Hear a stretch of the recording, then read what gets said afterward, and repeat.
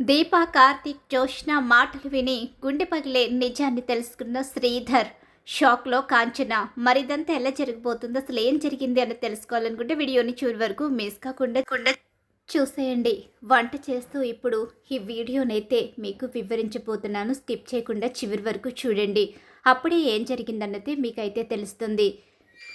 మా వీడియోకి ఒక లైక్ ఇవ్వడం మాత్రం మర్చిపోకండి. ఇక్కడ చూస్తే జోష్న ఇంటికి వచ్చి పర్సనల్గా మాట్లాడాలి అని చెప్పేసి కార్తీక్ దీపని పక్కకైతే తీసుకుని వెళుతుంది. అసలు ఏంటి, ఏం మాట్లాడాలి అనుకుంటుంది జోష్న అని చెప్పేసి శ్రీధరు అంటూ ఉంటాడు కాంచన్తో. మనకేం తెలుసండి, వాళ్ళు ఏం మాట్లాడాలి అనుకుంటున్నారో ఏంటో మనకేం అర్థమవుతుంది. పైగా వాళ్ళు ఎప్పుడైనా ఏదైనా చెప్తే కదా మనకు తెలియడానికి అని చెప్పేసి అంటూ ఉంటుంది కాంచన. నీకు తెలుసుకోవాలని లేదేమో, నాకైతే తెలుసుకోవాలని ఉంది. ఎందుకంటే వీళ్ళు ఏదో అతిపెద్ద రహస్యం మన దగ్గర దాచిపెడుతున్నారు. ఆ నిజమేంటో కార్తీక్కి, దీపకి, జోష్నకి అలాగే దశరథ బావకి కూడా తెలుసు. కానీ వీళ్ళు నిజాన్ని చెప్పడం లేదు. కాబట్టి నేను ఖచ్చితంగా తెలుసుకుంటాను అని చెప్పేసి శ్రీధర్ అయితే అంటూ ఉంటాడు. అలాగే వాళ్ళ వెనకాల వెళ్ళి వాళ్ళ మాటలు వినడానికి శ్రీధరు ట్రై చేస్తాడు. ఇక్కడ చూస్తే జోష్న తన గురించి మాట్లాడిన మాటలన్నీ కూడా సూరజ్ గుర్తుకు చేసుకుంటూ ఉంటాడు.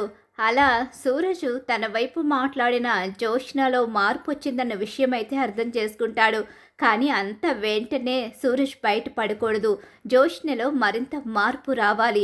పూర్తిగా తను మంచి మనసుతో ఆలోచించాలి అని చెప్పేసి సూరజ్ నిర్ణయించుకుంటాడు. ఈలోగానే ఇక్కడైతే ఇక అడుగుతూ ఉంటాడు దశరథని. శివనారాయణ అయితే, దశరథ, మన జోష్నలో చాలా మార్పు అయితే కనిపిస్తుంది. నిజంగా ఈ మార్పు చాలా సంతోషాన్ని ఇస్తుంది. అవును నాన్న, నాకు అలానే అనిపిస్తుంది. ఒకప్పుడు జోష్న వేరు, ఇప్పుడు జోష్న వేరు. సూరజ్ ప్రేమను దక్కించుకోవడానికి తను చాలా ప్రయత్నాలు చేస్తుంది. సూరజ్ కోసమే బ్రతకాలని తను ఆలోచిస్తుందని మనకి క్లియర్గా అర్థమైపోతుంది. అసలు అక్కడ దక్షిణామూర్తికి, మాలినికి తను చెప్పిన సమాధానం వింటే ఆశ్చర్యాన్ని కలిగించింది. నిజంగా దశరథ, అసలు జోష్న ఇలా ఎప్పుడూ మాట్లాడుతుందని అస్సలు ఊహించలేదు. అలాంటి జోష్న సూరజ్ని ముందు అనాథ, నేను చేసుకోను అన్న జోష్న ఇప్పుడు సూరజ్ మనసు గురించి, మంచితనం గురించి మాట్లాడుతుంది అంటే అసలు మన జోష్నలో ఎంత మార్పు వచ్చిందో మన కళ్ళ ముందే కనిపిస్తూ ఉంది. సూరజ్ కూడా ఆ మార్పుని తెలుసుకుంటే త్వరలో సూరజ్కి, జోష్నకి పెళ్లి చేయొచ్చు అని చెప్పేసి అనుకుంటూ ఉంటారు శివనారాయణ అలాగే దశరథ. ఇద్దరు కూడా అలా ఆలోచించుకుంటూ ఉంటారు. ఈలోగానే ఇక్కడ చూస్తే ఇక సుమిత్ర అయితే మాత్రం కూతుర్లో వచ్చిన మార్పుకి ఇక కార్తీకు అలాగే దీప కూడా చెప్తూ ఉంటారు. జోష్న చాలా గట్టిగా సమాధానం ఇచ్చిందని చెప్పేసి అందుకనే వాళ్ళు సంబరపడిపోతున్నారన్న విషయం కూడా అర్థమవుతుంది. జోష్నలో మార్పు చూసి నా కూతుర్లో ఈ మార్పు కోసమే ఇంతకాలం ఎదురు చూశాను. సూరజ్, నువ్వు చాలా గ్రేటు. నిజమే, ఇంతకాలం మేము మనిషిని మాత్రమే మార్చాలి అనుకున్నాం. కానీ నువ్వు తన మనసు మార్చి తనని పూర్తిగా మంచి పద్ధతిలో తన నడవడికతో సహా అన్నీ మార్చగలిగావు. నిజంగా నువ్వు చాలా గ్రేటు. ఇంకా ఇంకా ముందు ముందు జోష్న మరింత మారుతుందని నా మనసుకు అనిపిస్తుంది. నా కూతురు నాకు నచ్చినట్టుగా ఉంటుందని నా మనసు ఎందుకో చెప్తుంది అని చెప్పేసి ఇక అనుకుంటూ ఉంటుంది సుమిత్ర అయితే. ఈలోగానే ఇక్కడైతే మాత్రం జోష్న కార్తీక్, దీపతో మాట్లాడతానని వెళుతుంది కదా. వాళ్ళిద్దరూ కూడా పక్కకి వెళతారు కదా. ఈలోగా ఇక్కడ శ్రీధర్ అయితే వాళ్ళ మాటలు వినాలని నిర్ణయించుకుంటాడు కదా. ఇక్కడ వాళ్ళు ముగ్గురు మాట్లాడుకుంటూ ఉంటారు. ఏంటి జోష్న, అసలు ఏం మాట్లాడడానికి వచ్చావు, ఇంత ఉదయాన్నే వచ్చావేంటి అని చెప్పేసి కార్తీక్ అడుగుతూ ఉంటాడు. ఏం దీప, నువ్వు అడగవా? నేనడిగినా బావడిగినా ఒకటే కదా. ఎందుకు వచ్చావు, ఏం మాట్లాడడానికి వచ్చావు? సూరజ్ కోసం మాట్లాడడానికి వచ్చావా ఏంటి? అస్తమాను సూరజ్ ధ్యాసలోనే ఉంటున్నాను అనుకుంటున్నారా అని చెప్పేసి అంటూ ఉండగా, మాకు అర్థమవుతుందిలే అని చెప్పేసి కార్తీక్ అంటూ ఉంటాడు. సరేలే బావా, నువ్వు టాపిక్ని డైవర్ట్ చేయకు. నేను డైవర్ట్ చేయడం లేదు, నువ్వు డైవర్ట్ చేస్తున్నావు. లేకపోతే నువ్వే డైవర్ట్ అవుతున్నావో మాకే అర్థం కావడం లేదు. మా అత్త కోరుకున్న శుభవార్త త్వరలోనే వింటామని మా మనసుకు తెలుస్తుందిలే బావా, నీకు చెప్తున్నాను కదా అని చెప్పి అంటూ ఉండిగానే, బావా నువ్వు కాసేపు మాట్లాడకు, జోష్ని ఏదో మాట్లాడడానికి వచ్చింది కదా, తనని మాట్లాడనివ్వు అని చెప్పేసి దీప అంటూ ఉంటుంది. ఈలోగానే ఇక శ్రీధర్ అయితే వస్తాడు. వాళ్ళ మాటలు వినడానికి వెనుక నుంచి చాటుగా వింటూ ఉంటాడు. ఏం మాట్లాడడానికి వచ్చావు జోష్న? అసలు ఏం కావాలి నీకు? నీ గురించి మేము ఆలోచిస్తూనే ఉంటున్నాం. నీలో వచ్చిన మార్పు మాకు కూడా మింగుడు పడ్డం లేదు. కానీ ఈ మార్పు మాకు సంతోషాన్ని ఇస్తుంది. మా అమ్మ ఆనందంగా ఉంటుంది. మార్పు నాలో వచ్చిందని చెప్పేసి మీరు సంబరపడిపోతున్నారు. నిజంగానే మారినట్టు మీకు అనిపిస్తుందా? నీ ప్రతి కదలిక, నీ మాట, నీ కట్టు బొట్టు ఇవన్నీ చూస్తుంటేనే మారినట్టు అర్థమవుతుంది.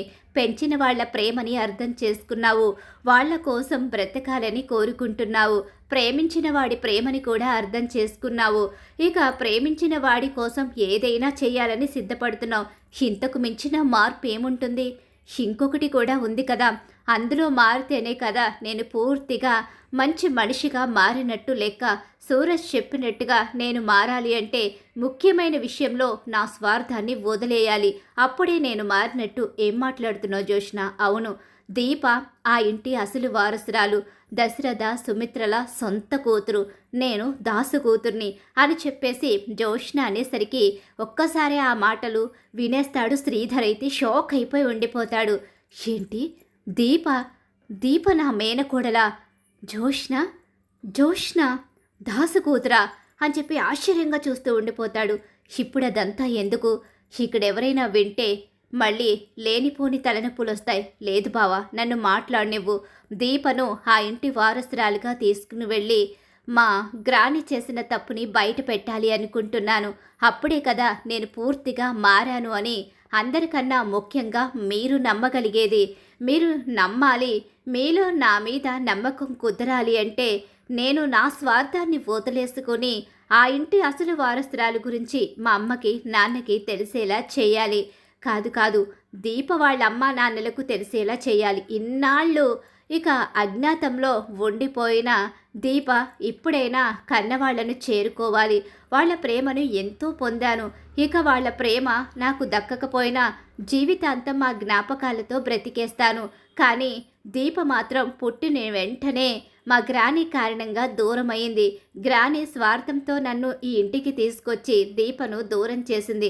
ఇప్పుడు ఆ తప్పుని నేను సరిదిద్దాలి అనుకుంటున్నాను అని చెప్పనేసరికి ఒక్కసారే జోష్నలో వచ్చిన ఆ మార్పుకైతే మాత్రం అసలు మింగుడు పడదు. ఇంకా కార్తీక్కి దీపకి కూడా పెద్ద షాక్ అయితే ఎదురవుతుంది.